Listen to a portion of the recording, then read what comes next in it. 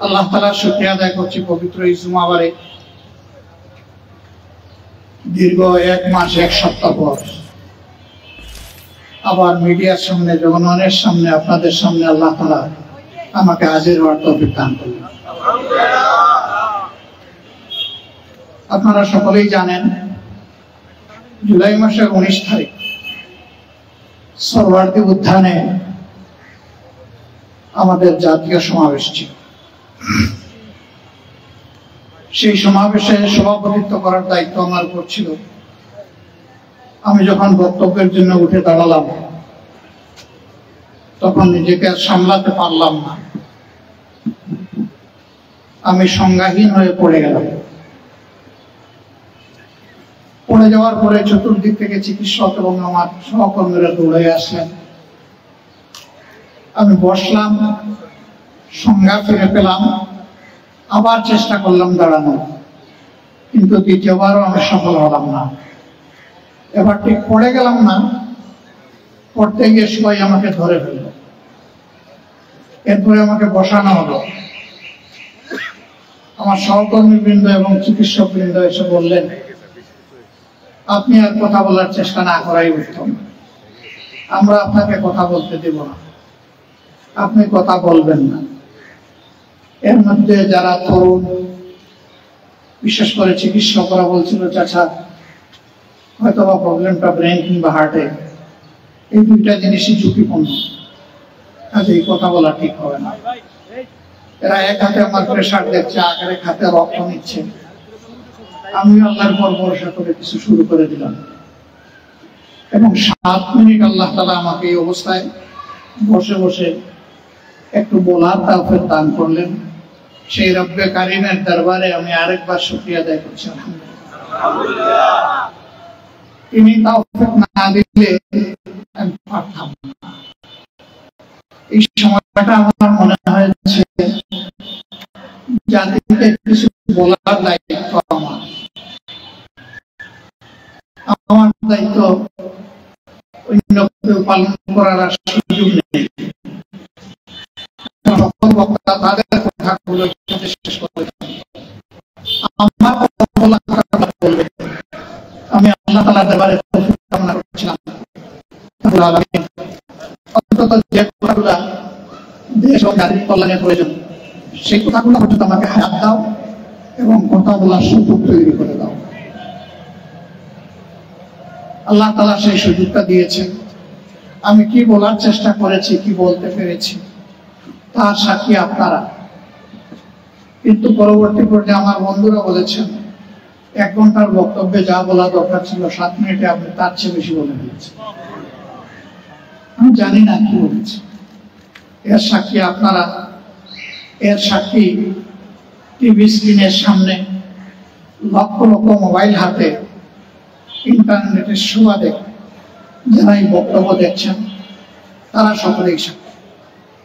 আমি যখন পড়ে যাই তখন অনেকেই টিভি স্ক্রিনের সামনে ছিলেন। একজন ছিলেন ইউনিটি হসপিটালের খ্যাতিমান হৃদরোগ বিশেষজ্ঞ জনাব অধ্যাপক ডাক্তার মুমিনুজ্জামান। তিনি টিভি স্ক্রিনের সামনেই ছিলেন। আমার পড়া দেখে তিনি সাথে সাথে আমাদের পরিচিত একজন লোককে বললেন, আমি নিশ্চিত ওনার এই পড়ে যাওয়ার কারণ ব্রেন নয়। এটা দরকার নাই, বন্ধ করে দেন, ওটা বন্ধ করে দেন, ওটা চালু থাকলে আমার সমস্যা হবে।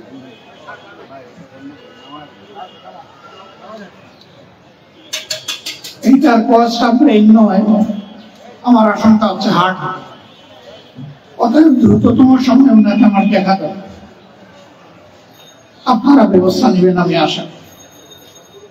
আপনারা জানেন মুমিনুজ্জামানের দাও তো ভাই, ফ্যানটা যেন আর না চলে।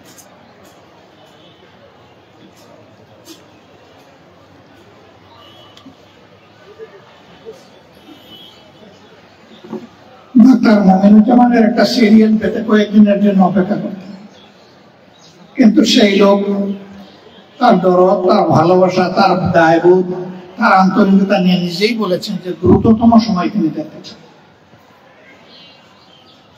আমি আলহামদুলিল্লাহ আমাকে সামলে নিয়ে তার কাছে গেলাম। যাওয়ার আগে আমার পরিচিত মহলের বিশেষজ্ঞ চিকিৎসক, বিশেষ করে হৃদরোগ বিশেষজ্ঞ যারা এবং স্নায়ু বিশেষজ্ঞ যারা, তাদের একটা বোর্ড বসলো এবং সেখানে 22 জন চিকিৎসক ছিল। এর আগে তারা তখন বললেন আমরা ধরতে পেরেছি, তাদেরকে একটু জটিল মনে হচ্ছে, হয়তো বাইপাস সার্জারির দিকে যেতে হবে।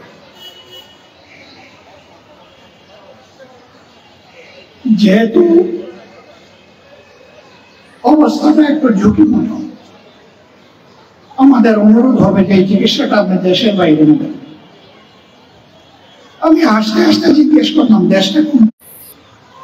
Mount Elizabeth hospital. এরপরে আমি জিজ্ঞেস করলাম আর কোনটা হতে পারে? বললেন ব্যাংককের বাংলুঙ্গা। এরপরে জিজ্ঞেস করলাম আর কোনটা হতে পারে? বললেন সুযোগ হলে আমেরিকায় হবে। আমি শ্রদ্ধার সাথে তাদের সকলের পরামর্শ শুনলাম, ভালোবাসা দিয়ে বললাম আপনাদের আন্তরিক এই পরামর্শের জন্য আমি আন্তরিকভাবে কৃতজ্ঞ। আচ্ছা আপনারা বলুন তো, যে দেশগুলোর নাম বললেন সেই দেশে আল্লাহ আছেন কিনা? বলেন হ্যাঁ আল্লাহ তো আছে।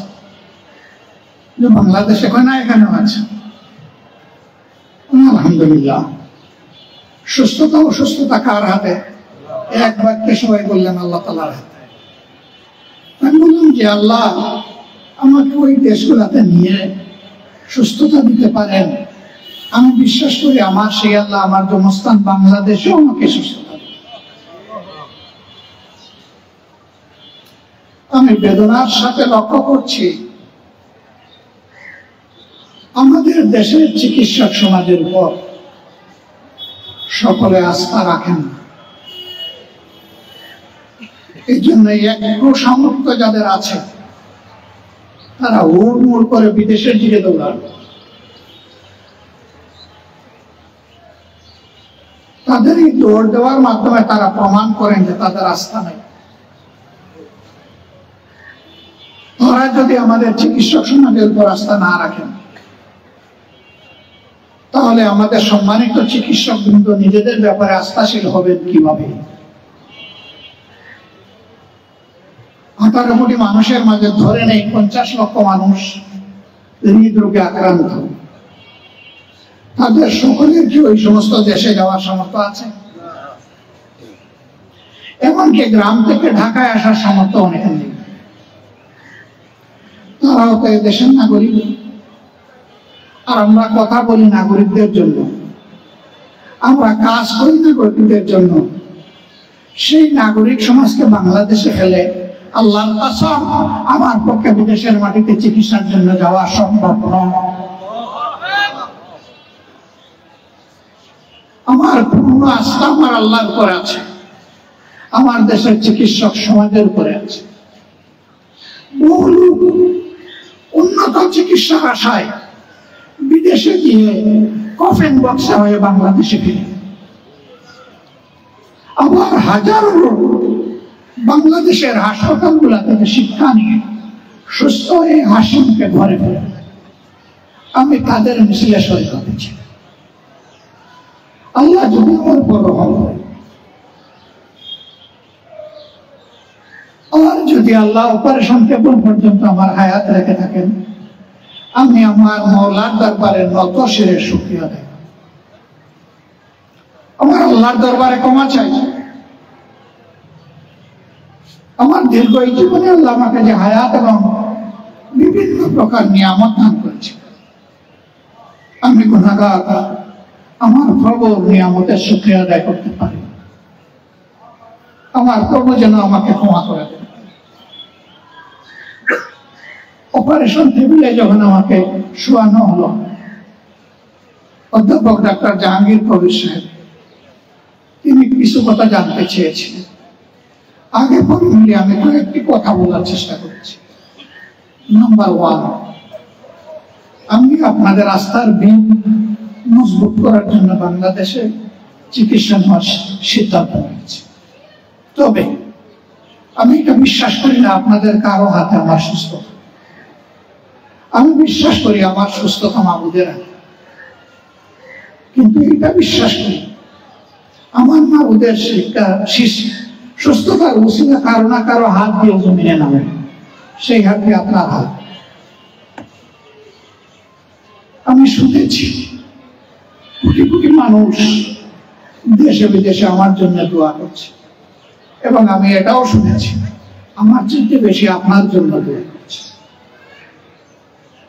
যাতে আল্লাহর দেওয়া শিক্ষা অনুযায়ী, জ্ঞান এবং দক্ষতা অনুযায়ী আপনি সর্বোচ্চ চিকিৎসাটা দিতে পারেন। 2 নম্বর ওনাকে বললাম, forget about who I am, ভুলে যান আমি কি। যদি আমার পরিচয় আপনার মাথায় থাকে, আপনি অতিরিক্ত স্নায়ুর চাপে ভুগবেন। আপনি এখন থেকে মনে করবেন আমি একজন অতি সাধারণ রোগী। আরো 10 জনকে আপনি যেভাবে হ্যান্ডেল করেন, অপারেশন টেবিলে নিয়ে যেভাবে আপনি কাজ করেন, আমার ক্ষেত্রে কোনো ব্যতিক্রম না করে সেইভাবে করবেন, এটি আমার অনুরোধ। উনি পর্তুগালে একটা মুচকি হাসি দিয়ে বললেন, আপনি বললেই কি আমরা ভুলে যেতে পারবো? তবে আপনি যেহেতু অনুরোধ করেছেন, টেবিলে শেষ নিঃশ্বাস আল্লাহ তাআলা কবুল করেন, আমি আপনাদেরকে আশ্বস্ত করছি কেউ আপনাদেরকে দায়ী করবে না। কারণ মেন্টাল মেকআপ আমার প্রিয়জন আপনজনের আমি করেই এখানে এসেছি। তারা বুঝবে এতটুকুই আমার হায়াত, আলহামদুলিল্লাহ। এবং আমি এও বলেছি আমার মৃত্যুর খবর পেলে তারা কেউ যেন না কাঁদে, বরঞ্চ প্রথমেই যেন পড়ে আলহামদুলিল্লাহ রাব্বিল আলামিন। আল্লাহ জীবন তুমি দিয়েছিলে, তুমি নিয়ে গেছো, সকল প্রশংসা তোমার। যারা পর্যন্ত এটা পড়ে তারা বড় ভাগ্যবান। আল্লাহর ফেরেশতারা গিয়ে তার দরবারে রিপোর্ট দিয়ে বলেন, আপনজন হারিয়ে আপনার প্রশংসা করেছে। আল্লাহ বলেন ওদের জন্য আমার জান্নাতে ঘর বানাও, স্পেশালাইজড বালাখানা, আমি এটা নাম রেখে দিলাম। আল্লাহু আকবার। এই প্র্যাকটিস আমাদের সকলেরই করা উচিত। এরপরে আমি বললাম, আমি যদি সুস্থ হয়ে বাসায় ফিরি, আপনি মনে করবেন না যে সুস্থতা আপনার হাতে। এই সুস্থতা আমার আল্লাহর দান, উসিলা ছিল না। এই জন্য আল্লাহর কাছে কৃতজ্ঞ, আমি আপনার কাছে কৃতজ্ঞ। আমার অনুরোধ, যে চিকিৎসাটা আমাকে দিবেন, আমার প্রতি চিকিৎসায় যে মনোযোগটা দেবেন, সেই মনোযোগ মেহরবানি করে আপনি সাধারণ রোগীদেরকে দেবেন। আমাকে দেখতে আসলেন হসপিটালের চেয়ারম্যান এবং এমডি। চেয়ারম্যান সাহেবকে বললাম, টাকা বাঁচানোর জন্য আমি বাংলাদেশে চিকিৎসা নিচ্ছি না। আপনার প্রতি আমার অনুরোধ, আমাকে কোনো ডিসকাউন্ট দেওয়ার চেষ্টা করবেন না। আমাকে কোনো ডিসকাউন্ট দিলে আমি অ্যাকসেপ্ট করব না, in any capacity or identity. চিকিৎসক হিসাবে, রাজনীতিবিদ হিসাবে, সমাজের একজন সাধারণ কর্মী হিসাবে আমাকে যদি ডিসকাউন্ট দেওয়ার চেষ্টা করেন, তার প্রতিবাদে আমাকে যেদিন ডিসচার্জ দিবেন, আমি আরো 1 দিন 2 দিন হসপিটালে থাকবো এবং তারও বিল দেবো। ওই 2 দিনের জন্য বিল আমি দেবো, তাই আপনারা থাকবেন। হ্যাঁ, ডিসকাউন্ট যদি দিতেই হয়, those who are deserving people, যাদের আর্থিক কষ্ট আছে তাদেরকে দেবেন। এই 2 জন বিশেষজ্ঞ চিকিৎসক, প্রবীণ চিকিৎসক, দেশের খ্যাতিমান চিকিৎসক, তারা প্রতিদিন আমাকে কমপক্ষে একবার না দেখে তারা তাদের কর্মস্থল ত্যাগ করতেন না, এবং তাদের অসংখ্য সহকর্মী আমার কেয়ার দিয়েছে। আমি যা প্রত্যাশা করিনি, যা চাইনি, তাই তারা করেছে। আমি আল্লাহ তাআলা দুনিয়া আখিরাতে তাদের সকলের মর্যাদা বাড়িয়ে দেন। এই হসপিটালের একজন পরিচ্ছন্নতা কর্মীকে পেশেন্ট দেওয়া হয়, তাদের থেকে শুরু করে সকলেই আমার যে মতামত দিয়েছে, আমি তাদের বলবেন যে আসেন আমাদের মেডিকেল কেন্দ্রের রোগীদের ব্যাপারে কিছু বলবেন, হয়তো আপনার ব্যাপারে আমার ব্যাপারে আমি এই কারণে বললাম, আমার বাংলাদেশে চিকিৎসা নেওয়াটা ছিল, যারা অল্প কিছু হলে হাসি হাসি হলে বিদেশে দৌড় দিয়ে তাদের সেই উদ্যোগের প্রতিবাদ এমনভাবে বিশেষ করে রাজনৈতিক মহলের বন্ধুদেরকে বলব, চিকিৎসা এবারেই বাংলাদেশের প্রাপ্যতা নাই, তার জন্য আমার কোনো আপত্তি নাই, কিন্তু যে চিকিৎসা বাংলাদেশে আছে তার জন্য দেওয়া উচিত নয়।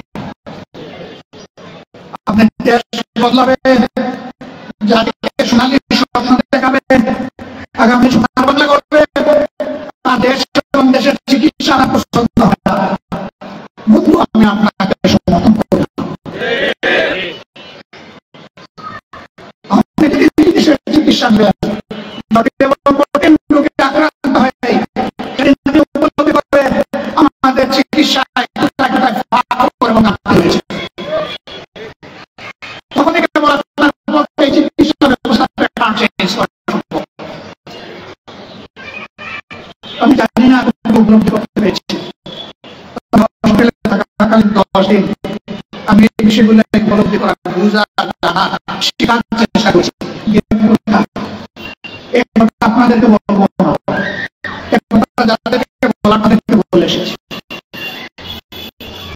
কারণ আপনারা এটা চেষ্টা করতে পারবেন না, যারা চেষ্টা করতে পারবে তাদের বলেছি। এই সম্মানিত ভাইয়েরা, আমার এই জিনিসটা আমাকে আনন্দ দিয়ে দেখে দিয়েছে, তোমরা যদি সমাজ পরিবর্তন করতে চাও, শুধু এই সমস্ত বিষয় তোমাদেরকে সাধারণ যেতে হবে, বুঝতে হবে, সমস্যা চিহ্নিত করতে হবে এবং তার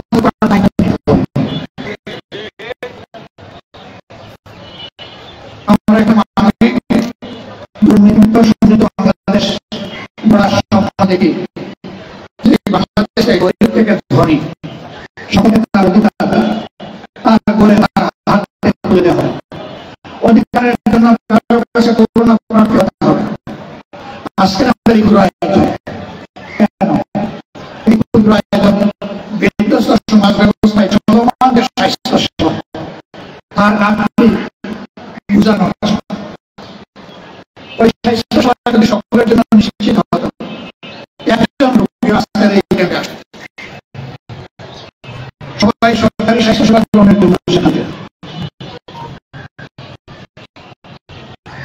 এখানে রোগীরা প্রমাণ করেছে আমাদের দেশের স্বাস্থ্য ব্যবস্থা এখনো কাঙ্ক্ষিত হয়নি। আমরা রোগীদের জন্য দোয়া করি, আমরা যারা আমাদের দেশে অসুস্থ আছেন সবার জন্য দোয়া করি, আল্লাহ তাআলা তার সুস্থতার নিয়ামত সকলকে এনায়েত করুন। আল্লাহ তাআলা সুস্থ জীবন, পরিপক্ক ঈমান, গভীর দেশের এমপি আমাদের প্রত্যেক নাগরিকের অন্তরকে আল্লাহ পরিপূর্ণ করেন। আমরা আপনাদেরকে কথা দিচ্ছি, এই সমাজ বদলানোর দায়িত্ব আপনারা যদি আমাদের হাতে তুলে দেন, দেশবাসী যদি আল্লাহ তুলে দেন, আমরা খেটে খুঁটে চেষ্টা করব সমাজের এই শান্তিগুলো পুরো করা। আমরা ইনশাআল্লাহ তেলা মাথায় তেল দেব না, তেলের উপরে ঠান্ডা গেছে তার গায়ে একটু তেল ছড়ার চেষ্টা করব। আমাদের prime subject, those who are deprived people, বঞ্চিত মানুষগুলো হবে আমাদের অগ্রাধিকার ইনশাআল্লাহ। স্বাস্থ্য ক্ষেত্রে শিক্ষা, স্বাস্থ্য থেকে শুরু করে যতগুলো নাগরিক পরিষেবা আছে, সকল পরিষেবা বঞ্চিতরা অগ্রাধিকার পাবে ইনশাআল্লাহ। বঞ্চিতদের অধিকার তাদের হাতে তুলে না দেওয়া পর্যন্ত ওই সেবা আমরা গ্রহণ করব।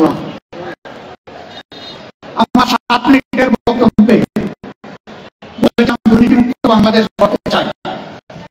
এর সূত্র নমুনা হিসাবে আজকে লাখো জনতা এবং কোটি মানুষের সামনে ঘোষণা দিচ্ছে, বাংলাদেশ জামাত ইসলামী থেকে যারা নির্বাচিত হবে তারা সরকারের গ্রহণ করবে না ইনশাআল্লাহ, বিনা গাড়ি চলবে না ইনশাআল্লাহ। এবং বলছি সরকারের দেওয়া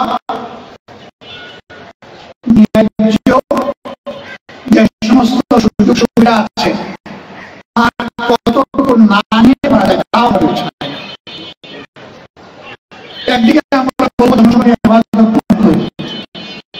আরেকদিকে জনসভাকে পরিণত করবো,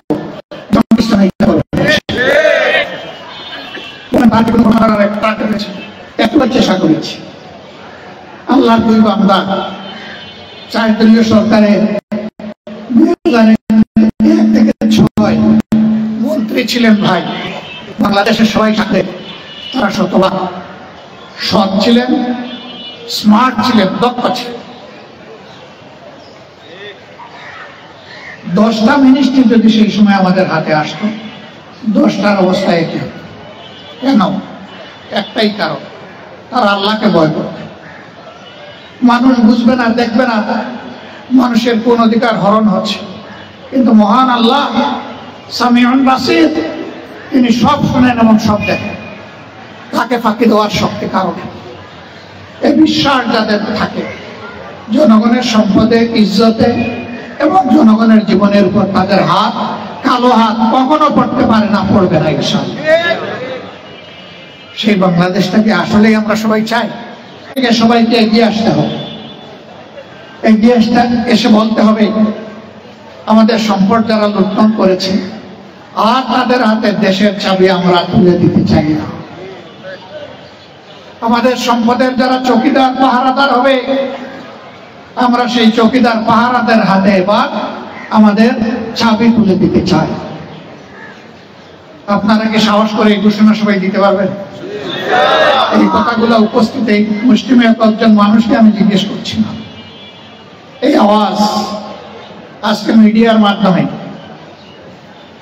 লাইভ স্ট্রিমে এবং রেকর্ডেড পরবর্তী ব্রডকাস্টিং যাদের চোখের সামনে যাবে, যাদের কানে যাবে, তাদের সকলের বিবেকের পর্দায় আমার এই আবেদন।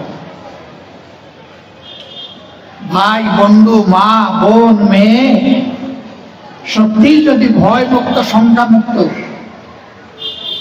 একটি মায়াবী মানবিক বাংলাদেশ চান, যেই দেশে প্রত্যেকটা মানুষ মানুষকে সম্মান করবে এবং ভালোবাসবে আর জীবন দিয়ে নিজের দেশের স্বাধীনতা এবং সার্বভৌমত্ব রক্ষা করবে, এমন একটি দেশ যদি চান, তাহলে সকলের প্রতি আমার এই কথাগুলো বিবেচনা করার আবেদন। আসুন আগামীর জন্য আমরা সিদ্ধান্ত নিই। অতীত যা হয়েছে হয়েছে,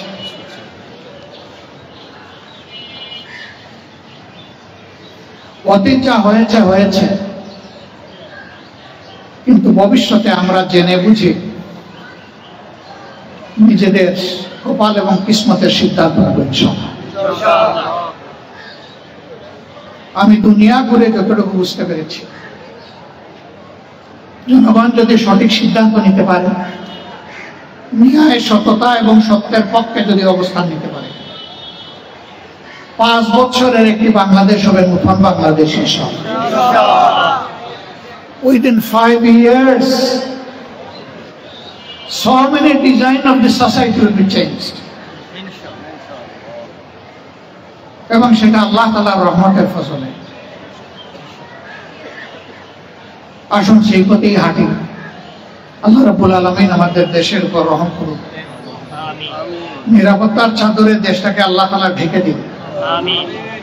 বাংলাদেশের আকাশে স্বচক্ষে আমরা কিছু মেঘের ছায়া দেখতে পাচ্ছি, তার পাশাপাশি আমরা কিছু কালো ছায়াও অন্তর দিয়ে দেখি। আল্লাহ তাআলার সকল আতঙ্ক ও আশঙ্কা, কালো ছায়াকে দূর করে দিয়ে বাংলাদেশকে একটি শঙ্কামুক্ত, একটি মানবিক একটি উজ্জ্বল বাংলাদেশ হিসাবে পাওয়ার সুযোগ আল্লাহ তাআলা আমাদেরকে দান করুন। আমরা কথা দিচ্ছি আল্লাহ যতদিন হায়াত দেবেন এবং এই কাজের তৌফিক দিবেন, আমরা ইনশাআল্লাহ আপনাদের আমানতের খেয়ানত করব না। আপনারা দোয়া করবেন এই ওয়াদা যেন পূরণ করার তৌফিক আল্লাহ আমাদেরকে দান করেন। এই রোদে গরমে কষ্ট করে এসে কথাগুলো শোনার জন্য হৃদয়ের গভীর থেকে আপনাদেরকে আন্তরিক কৃতজ্ঞতা এবং ধন্যবাদ জ্ঞাপন করি।